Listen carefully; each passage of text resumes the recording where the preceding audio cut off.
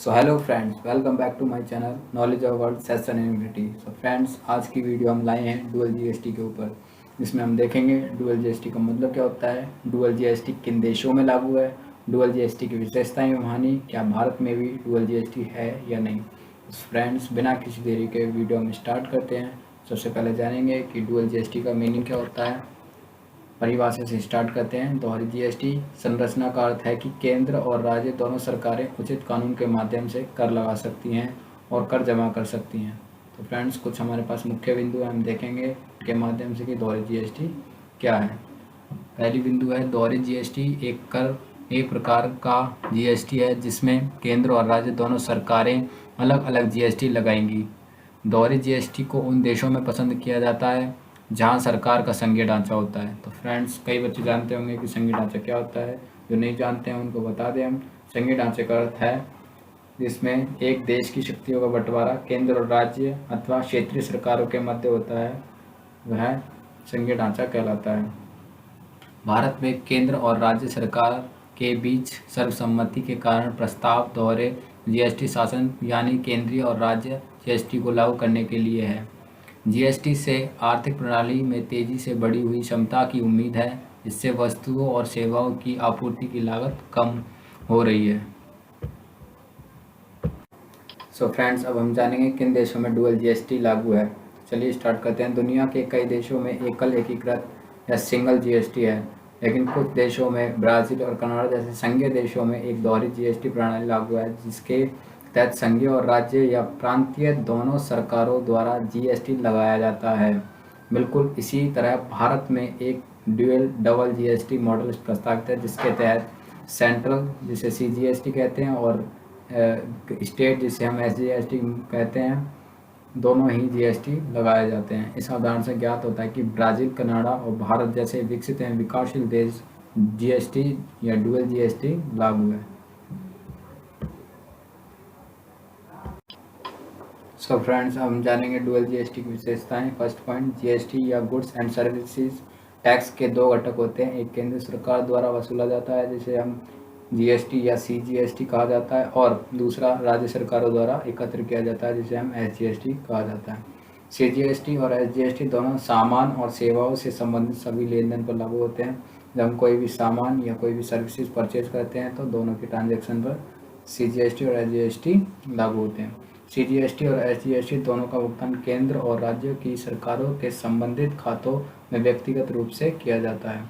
जो सीजीएसटी होता है वो सेंट्रल गवर्नमेंट के अकाउंट में क्रेडिट हो जाता है, जो एसजीएसटी होता है वो स्टेट गवर्नमेंट के अकाउंट में क्रेडिट हो जाता है। सीजीएसटी और एसजीएसटी को व्यक्तिगत रूप से व्यवहार किया जाता है, जिसका अर्थ है कि सीजीएसटी के विरुद्ध दिए गए करों को इनपुट टैक्स क्रेडिट या आईटीसी माना जाता है। यदि हम सीजीएसटी के अलावा कोई भी कर देंगे तो वो आईटीसी माना जाएगा। माल और सेवा की अंतर राज्य आपूर्ति को छोड़कर सीजीएसटी और एसजीएसटी के बीच इनपुट टैक्स क्रेडिट को क्रॉस उपयोग की अनुमति है। यदि हम कोई भी ट्रांजैक्शन इंटर स्टेट कर रहे हैं तो उसमें सीजीएसटी और एसजीएसटी लगाया जाएगा, कोई अदर टैक्स इनपुट नहीं किया जाएगा, उसकी परमिशन गवर्नमेंट नहीं देती है। सो फ्रेंड्स, अब हम जानेंगे दोहरी जीएसटी संरचना एक पारदर्शी और सीधा कर मॉडल है, जिसमें पूर्व निर्धारित सीजीएसटी और एसजीएसटी दरों का निर्धारण होता है। दोहरे जीएसटी ढांचे के लाभ इनमें शामिल हैं। पहला लाभ है, केंद्र और राज्य सरकारों द्वारा लगाए गए करों की कुल संख्याओं में कमी हो गई। विभिन्न वस्तुओं के लिए प्रभावी कर की दर में कमी हुई। करों के मौजूदा कैस्केडिंग प्रभाव का उन्मूलन। कैस्केडिंग, हिंदी में कैस्केडिंग का मीनिंग होता है प्रपात की तरह गिरना, अर्थात जो हमारे टैक्स थे वो बहुत तेज़ी से गिर रहे थे, हमारे गवर्नमेंट के पास टैक्स नहीं आ रहा था, तो जो करों की इफेक्ट पड़ रहे थे उनको हटा दिया गया, जिससे कि करों को अच्छी तरह से इकट्ठा किया जाने लगा। सरलीकृत कर अनुपालन के माध्यम से करदाताओं के लेन देन की लागत में कमी। एक ऐसा सिस्टम ला दिया गया जिससे कि जो करदाता हैं अपना कर देने के लिए ज़्यादा कॉस्ट ना लगे। व्यापक कर आधार और बेहतर अनुपालन के आधार पर कर संग्रह बढ़ा। एक अच्छा सिस्टम होने की वजह से जो हमारा टैक्स है वो अच्छी तरह से स्टॉक होने लगा, अच्छी तरह से इकट्ठा होने लगा, और उसकी वजह से कर की मात्रा में बढ़ोतरी हुई। सो फ्रेंड्स, हमारे पास एक एग्जांपल है जिसके थ्रू हम समझ सकते हैं कि डुअल जीएसटी किस प्रकार से वर्क करती है।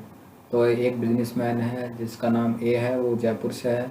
और एक बिजनेसमैन है जिसका नाम बी है, वो भी जयपुर से है। तो ए ने बी को 10 लाख रुपए की वस्तु कोई बेची तो उस पर 8% SGST लगा और 10% CGST लगा। यहाँ हमने सपोज कर रखा है कि 8% SGST है और 10% CGST है। तो जो टैक्स था ए ने बी से वसूल किया।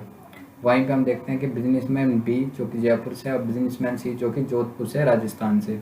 बी ने सी को 10.5 लाख रुपए की वस्तु बेची जिसने उसने 8% के हिसाब से 84,000 SGST काटा और 1,05,000 CGST काटा। तो बी ने सी से वसूल किया और हम बी ने पहले से ही 80,000 रुपये SGST प्रीपे की थी और 1,00,000 रुपये उसने CGST पे कर रखी थी। तो अब उसके अकाउंट में इनपुट क्रेडिट SGST थी 80,000 और जो CGST थी वो थी 1,00,000 रुपये।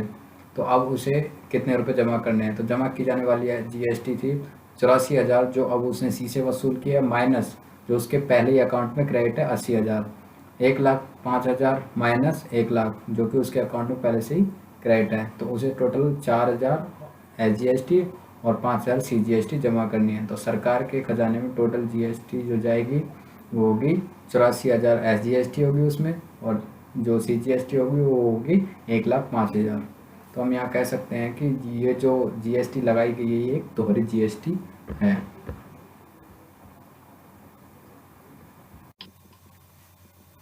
यहाँ यह ध्यान रखें कि राज्य के भीतर माल का वितरण या बिक्री करने पर केंद्र और राज्य दोनों को कर देना होगा और अब से व्यापारी एक ही बिल में दो कर, जैसे कि ऊपर बताया गया है कि एक ही बिल में लगाया जाएगा। और यह तथ्य है कि एक ही बिल में आप डीलर्स को दो टैक्स एक ही बिल में लगाएंगे तो फिलहाल आपके लिए एक आश्चर्यचकित करने वाला तथ्य हो सकता है।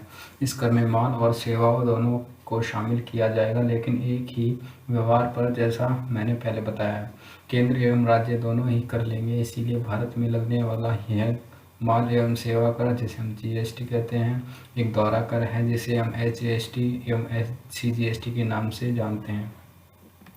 सो फ्रेंड्स, आप जान चुके होंगे कि जो CGST और SGST उसी को एक दोहरा कर कहा जाता है भारत में।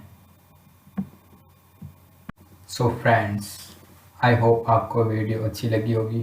तो वीडियो को लाइक करें, शेयर करें, कमेंट करें और हमारे चैनल को सब्सक्राइब करना ना भूलें ताकि आपको मिलती रहे ऐसी ही इंटरेस्टिंग वीडियो आगे तक। और हाँ फ्रेंड्स, बेल आइकन प्रेस करना ना भूलें ताकि हमारा नोटिफिकेशन सबसे पहले आपके पास पहुँचे।